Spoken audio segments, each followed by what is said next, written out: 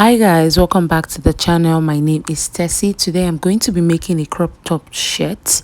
If you're new to my channel, you're welcome. If you're yet to subscribe, kindly do that and let's get right into the video.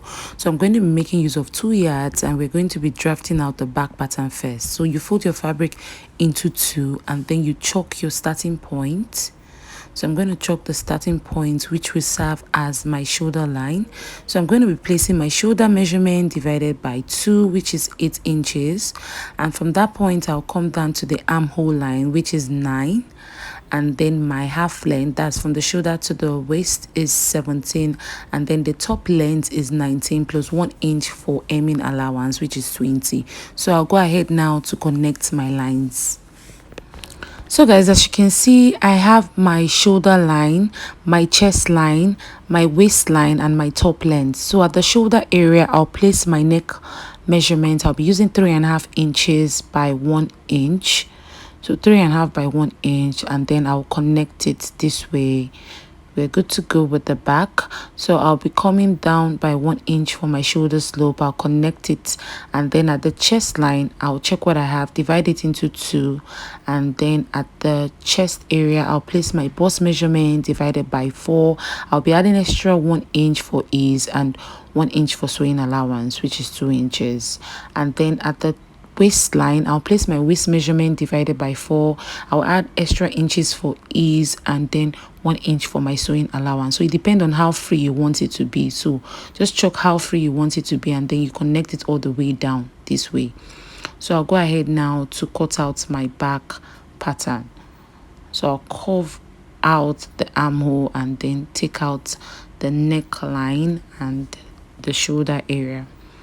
So I add ½ inch for joining allowance at the shoulder. So this is what it looks like. For the back, I folded my fabric into 2. So we're going to be chalking the button allowance. So for the button allowance, I'll be making use of 2.5 inches. So I'll chalk 2.5 inches all the way down. After doing that, I'm going to be connecting it into a straight line.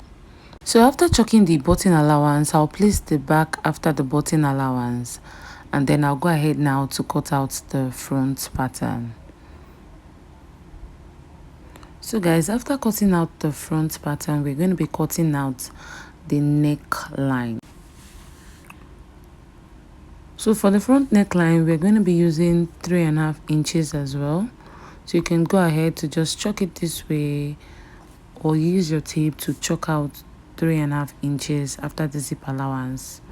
After the button allowance, so 3.5 inches, and then I'll be coming down by 3 inches for the front neckline. So we use 3.5 inches by 3 inches. I'll connect it all the way to the button allowance.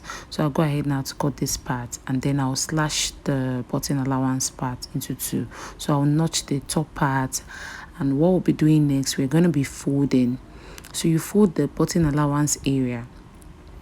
So go ahead now and neatly fold this. So I'll neatly fold this part and iron, and then I'll do the same thing for the other part as well. So after doing that, we're going to be joining the 2 front to the back. So guys, after folding, we're going to be joining the front and the back together at the shoulder area using ½ inch, and then I've gone ahead to cut out my sleeve as well. So I'm going to be folding the down part of my sleeve. I'll do the same thing for the other part and then attach the sleeve on the top. So I'll go ahead now to attach my sleeve at the armhole area. After doing that, I'm going to pin my fabric together and then shape my top. After shaping the top, what we're doing next is working on the collar area. So this is what it looks like after shaping. I'm going to give it a good press. So we're going to be working on this collar area. So what you need to do is to check what you have all around the neck. So you place your tape from the starting point of the neck, and then you check what you have all around. So just place it this way, and then you check what you have all around. So what I had there was 22 inches, 21.5 rather. So we'll go ahead now to cut 21.5 plus extra 1 inch for hemming allowance. So what you need for a collar is to check what you have at the neckline, cut it and add 1 inches allowance. So the wideness of your collar should be 7 inches. So what you just need is 7 inches wide. So guys, take note, the collar should be 7 inches wide. So you add your collar stay to it. I don't have a collar stay. I'm using a paper stay, but I'll advise you add a collar stay to yours. Give it a very good press, and then this is what it should look like. So what I had here is 7 inches wide and 21.5 inches plus 1 inches for my sewing allowance. So I'll fold it into 2 this way and then fold it again. So I folded it into 4, as you can see. So what you need to do next is to check what you have at this point. So you check what you have at this point. Whatever you have there, divide it into 2. So whatever you have at this point, divide it into 2 and then chalk the point. So guys, after chalking the point there, at that point there, you come in here by 1.5 inches. So I came in at that point by 1.5 inches. I connected it to that point, and then from this point, you just take it all the way down. Very simple. So you just take it all the way down this way, and then you cut from this point. So I'll go ahead now to cut out what I have. So what I did was I folded my fabric into 2, then folded it into 2 again. So I checked what I had at this point. So whatever you have, divide it into 2 and then you chalk the point there. So at that point, you come in by 1.5 inches, and then from that point, you just take it all the way down this way. So it's very simple. So go ahead now and cut out your collar. So you're cutting out this part alone. So guys, after cutting, this is what yours should look like, as you can see. So what we are going to be doing next is stitching. So you stitch this part and then you stitch all the way to this part. So you do the same thing here as well. So I'll go ahead now to stitch. So guys, if you want to shape this other part, you can go ahead now to curve it, or you leave it straight like mine. So I want mine to be a bit straight. So I'll go ahead now to stitch. So guys, just watch what she's doing here. So you stitch this point and then you stitch this other point as well. So if you want to curve this part, you can curve it a bit. It depends on your preference.